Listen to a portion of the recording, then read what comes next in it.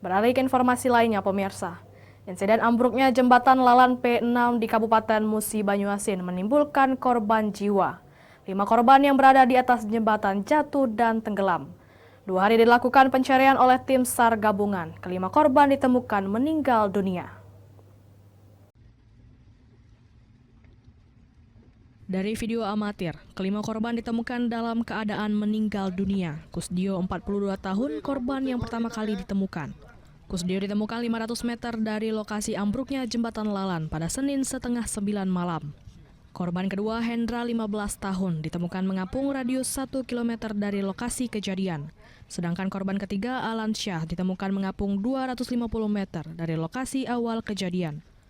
Ketiga korban ditemukan Rabu dini hari oleh tim SAR gabungan. Di hari kedua pencarian, tepatnya Rabu pukul 8 pagi, tim SAR kembali menemukan korban keempat, Misbahul Munir, 31 tahun. Sedangkan korban kelima ditemukan mengapung 100 meter dekat lokasi kejadian sekitar pukul 10 pagi. Ribut Riyadi, 34 tahun, menjadi korban terakhir yang ditemukan. Pencarian yaitu 5 korban dengan kondisi ditemukan meninggal dunia, jarak dari tempat kejadian kurang lebih 1 kilo 80 meter. Kelimanya merupakan warga setempat yang saat itu tengah melintas dan memancing di jembatan tersebut. Diberitakan sebelumnya, jembatan Lalan P6 dihantam takbut penarik ponton bermuatan batu bara. Jembatan ambruk di bagian tengah hingga memutus penghubung desa Sukajadi dan Galih Sari.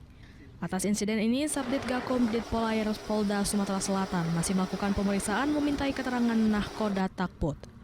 Dari Palembang, Firdaus, iNews.